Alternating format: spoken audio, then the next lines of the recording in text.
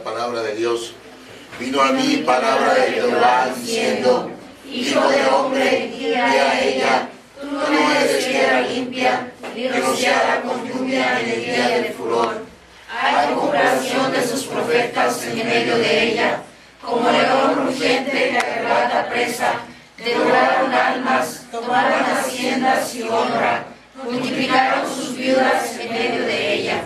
Sus sacerdotes violaron mi ley y contaminaron mis santuarios. Entre lo santo y lo profano no hicieron diferencia, ni distinguieron entre inmundo y limpio. Y en mis días de reposo apartaron sus ojos, y yo he sido profanado en medio de ellos. Sus príncipes en medio de ella son como lobos que arrebatan presa, derramando sangre para destruir las almas, para obtener ganancias injustas. Y sus profetas te cubrían con lodo suelto, profetizándoles vanidad y adivinándoles mentira, diciendo: así ha dicho Jehová el Señor, y Jehová no me ha hablado. El pueblo de la tierra usaba de opresión y cometía robo, al afligido y al menesteroso hacía violencia, y al extranjero oprimía sin derecho. Y busqué entre ellos hombres que hiciese vallado, y que se pusiesen en la brecha delante de mí, a favor de la tierra, para que yo no la destruyese, y no lo hallé. Por lo tanto, derramé sobre ellos mi ira, con el ardor de mi ira los consumí, hice volver el camino de ellos sobre su propia cabeza, dice Jehová el Señor.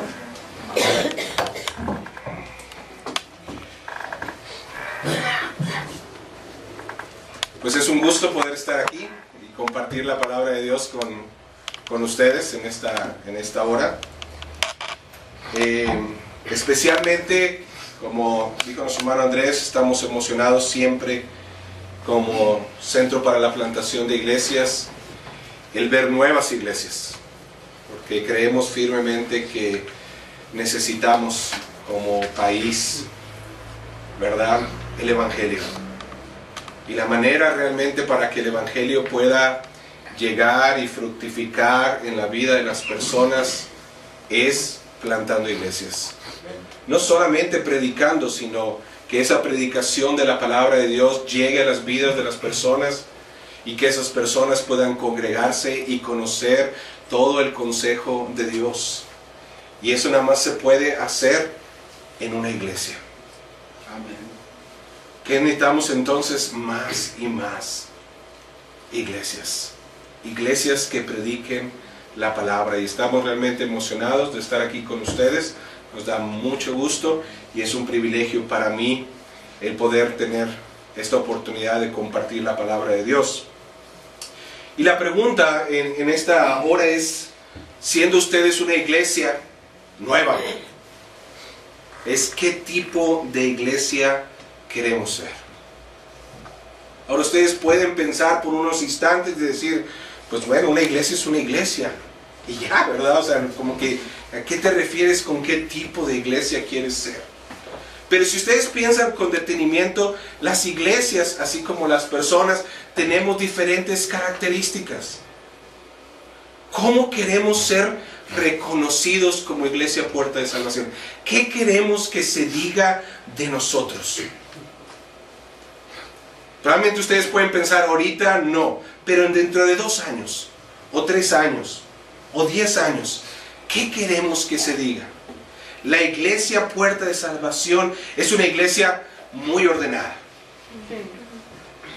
La Iglesia Puerta de Salvación es una iglesia muy desordenada. Es muy contenta, es muy alegre, es muy solemne. Ahora, no estoy clarificando que cosas sean buenas o malas. Es, ¿qué queremos? ¿Cómo queremos que se nos identifique como una iglesia? Y probablemente el pasaje que he escogido para que podamos reflexionar puede parecer difícil, ¿verdad? En el profeta Ezequiel. Pero la pregunta es, ¿quisiéramos ser una iglesia en la brecha? Yo quisiera animarlos a que ustedes sean una iglesia en la brecha. Y lo que quisiera en esta hora es que pudiéramos meditar qué significa ser una iglesia en la brecha. 3 cosas, y si tienen sus Biblias, ábranlas ahí en Ezequiel capítulo 22. 3 cosas quisiera que pudiéramos meditar. El por qué se abren brechas, cómo se solucionan cómo se cierran esas brechas, y quién las puede cerrar, qué se necesita hacer finalmente. Ezequiel vive alrededor de 580 años antes de Jesucristo. Y Ezequiel está profetizando, está trayendo esta palabra de Dios al pueblo cuando él está en Babilonia. El pueblo ha sido exiliado y ahora están en esta tierra de Babilonia y son cautivos.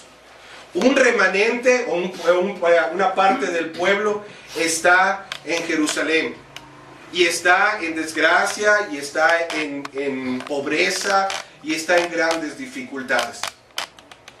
Pero Ezequiel está con el pueblo cautivo en Babilonia. Y están ahí, ¿por qué? En base a la consecuencia del pecado del pueblo por generaciones y generaciones.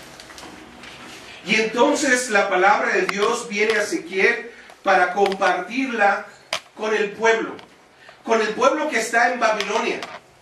Pero cuando venimos a Ezequiel capítulo 22, esta porción no realmente se está refiriendo a los que están en Babilonia. Se está refiriendo a los que están ¿en dónde? En Jerusalén. Y la clave, creo, de este pasaje donde quiero centrarme es en el verso número 30. Lo leo en la versión internacional. Yo he buscado entre ellos a alguien que se interponga entre mi pueblo y yo. Y en esta versión dice, y saque la cara, se ponga en la brecha, para que yo no lo destruya. ¿Qué significaban estas brechas? Las ciudades antiguas, recordemos, eran ciudades que si una ciudad tenía el privilegio de ser realmente una ciudad, eran ciudades que amuralladas. ¿Sí? Se buscaba que las ciudades tuvieran murallas. ¿Para qué principalmente? Para la protección. La protección, lógicamente, de animales salvajes, ¿sí? Que podían venir y herir a la gente, al pueblo. Pero la protección principal era ¿contra quién? Contra el enemigo. Nuestras ciudades ya no son amuralladas. ¿O sí? No. ¿A dónde hemos cambiado nuestras murallas? A las casas. No tenemos ciudades amuralladas, pero hemos amurallado nuestras casas. Levantamos grandes paredes o rejas o sistemas de protección para lo mismo, en cierta forma, para protegernos. Así que en la antigüedad las ciudades eran amuralladas y algo muy importante era constantemente el poder estar vigilando las murallas. ¿Para qué? Para que no hubiera brechas, para que no hubiera huecos. ¿Por qué? Porque lo primero que hacía el enemigo cuando venía para conquistar una ciudad era sitiarla, la rodeaba. Y al rodear el enemigo la ciudad, lo que empezaba a cortar eran los suministros. No dejaba que entrara más comida, más alimentos. Trataba de cortar los suministros ¿de qué? De agua también, para que empezara a escasear. Pero otra de las tácticas, lógicamente, muy probablemente nocturnas, era buscar los huecos en la muralla. ¿Para qué? Para que pudieran penetrar la muralla, abrir probablemente sus puertas y entrar y entonces conquistar al pueblo que estaba dentro, ¿verdad?, de esas murallas. Así que constantemente los que vivían adentro necesitaban ¿qué? Estar vigilando las murallas para ver dónde estaban los huecos, dónde estaban esas brechas. Y cuando se encontraba una brecha y cuando se encontraba un hueco, se tenía, primero que todo, si era posible, levantarla, ¿verdad? Levantar un muro, o sea, reparar esa parte de la muralla.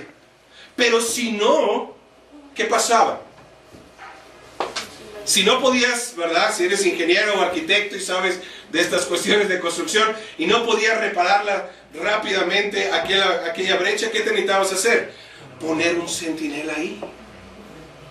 Alguien necesitaba estar en ese hueco, en ese lugar específico, 24 horas. Especialmente en los tiempos de guerra.